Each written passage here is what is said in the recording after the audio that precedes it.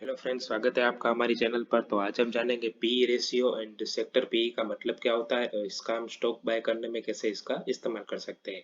तो P ratio का मतलब क्या होता है कि किसी भी एक स्टॉक का पी होता है, वो कुछ भी हो सकता है, 10, 20, 30, 40, 50, कुछ भी हो सकता है, उसे पी रेशियो बोलते हैं। अब पी नॉर्मली जितना स्टॉक का ज्यादा होगा उतना वो स्टॉक ओवर वैल्यूड होगा, और जितना पी स्टॉक का कम होगा उतना वो अंडर वैल्यूड होगा। तो नॉर्मली हमें जो जिस स्टॉक का पी कम हो वो खरीदना चाहिए, क्योंकि हमें नॉर्मली अंडर वैल्यूड स्टॉक खरीदने चाहिए। इसलिए हमें कम पी वाला ही स्टॉक खरीदना चाहिए। अब सेक्टर पी का मतलब क्या होता है? समझो कि कोई सेक्टर है, जैसे कि मेटल सेक्टर है, उसमें तीन स्टॉक है। एक स्टॉक का पी 10 है, दूसरे स्टॉक का पी 20 है और तीसरे स्टॉक का पी 30 है। तो इन तीनों स्टॉक के पी की एवरेज निकलती है, उससे सेक्टर पी कहते हैं। जैसे कि इन तीनों की स्टॉक की पी की एवरेज 20 निकलती है, तो उस सेक्टर का पी 20 होगा। ठीक है। तो अब मैं आपको इसका फॉर्मूला दिखाता हूँ कि पी रेशियो निकलता कैसे है। तो पी रेशियो कैसे निकलता है? तो स्टॉक की जो मार्केट प्राइस होती है उसके उससे डिवाइड करने का स्टॉक, उस कंपनी की अर्निंग पर शेयर, उससे हमें पी रेशियो मिलता है।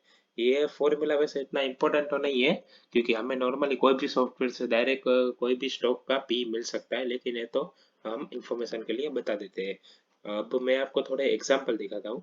जैसे कि आप देखिए कि एबीसी लिमिटेड है, ठीक है। अब उसका स्टॉक का प्राइस चल रहा है 100 और उसका ईपीएस है 10। तो उसका पी कितना निकलेगा? तो भाई 10 निकलेगा। आप दूसरी तरफ देखिए, एक्स वाई जेड लिमिटेड है, उसका प्राइस चल रहा है 200, उसका ईपीएस है 25। तो उसका पी कितना निकलेगा? तो भाई उसका पी 8 निकल रहा है। इसका मतलब क्या होता है कि एबीसी की कंपैरिजन में X Y Z stock undervalued है, तो हमें X Y Z stock prefer करना चाहिए बाय करने में। नॉर्मली लोग क्या करते हैं कि भाई ये एबीसी स्टॉक तो 100 रुपीज में है, तो हमें यही ले लेना चाहिए, सस्ता है, ज्यादा क्वांटिटी आएगी। ये एक्स वाई जेड स्टॉक तो 200 रुपए में है, थोड़ा महंगा पड़ेगा, कम क्वांटिटी आएगी। तो नहीं, ये ऐसा नहीं होता। जो अंडर वैल्यूड है वो हमें खरीदना चाहिए। लोगों को नॉर्मली ये लगता है कि जो सस्ता है उसकी वैल्यू भी सस्ती है। नहीं, ऐसा नहीं होता। ये पी के हिसाब से डिपेंड करता है। तो हमें ये सब चीजें देखने के बाद हमें डिसीजन लेना चाहिए। अब मैं आपको थोड़े एग्जांपल दिखाता हूँ। जैसे कि आप देखिए, ये हीरो मोटरकॉर्प का जो चार्ट है इस साइड। अब हमें डिसीजन कैसे लेना चाहिए कि पी अंडर वैल्यूड है कि ज्यादा ओवर वैल्यूड है? तो सेक्टर सेक्टर का पी जितना होता है, ठीक है, अगर उस उसके आसपास या तो फिर उससे कम पी उस स्टॉक का चल रहा हो, तो हमें वो स्टॉक प्रेफर करना चाहिए। जैसे कि आप हीरो मोटरकॉर्प को दे सकते हो, उसका सेक्टर का पी 34 है, ठीक है, लेकिन उस स्टॉक का पी 20 चल रहा है, तो ये अंडर वैल्यू स्टॉक है, हमें इसे प्रेफर करना चाहिए बाय करने में। आप साइड में और एक चार्ट देख सकते हैं अडानी पावर का, उसका सेक्टर पी 20 है, लेकिन उस स्टॉक का पी 9 चल रहा है, तो हमें ये स्टॉक बाय करना चाहिए, ये अंडर वैल्यूड है। अब मैं आपको थोड़े से और एग्जांपल दिखाता हूँ। आप आइडिया को देखिए, इसका सेक्टर पे और स्टॉक का भी दोनों माइनस में है। तो इसका मतलब क्या ये होता है कि ये इतना अंडर वैल्यूड है कि इसका पी माइनस में चला गया? नहीं, ऐसा नहीं होता भाई। ये जो कंपनी है ना, ये लॉस मेकिंग कंपनी है, इसकी वजह से इसका ईपीएस माइनस में निकलता है और इसकी वजह से इसका पी भी माइनस में हो गया है। तो इसलिए इसका पी भी माइनस में आ रहा है। तो ऐसा नहीं होता कि भाई माइनस में है तो वो काफी अंडर वैल्यूड है, नहीं, ये कंपनी लॉस मेकिंग है। अब आप और एक उदाहरण देखिए अडानी का। उसका सेक्टर पी है 20, लेकिन उस स्टॉक का पी चल रहा है 70।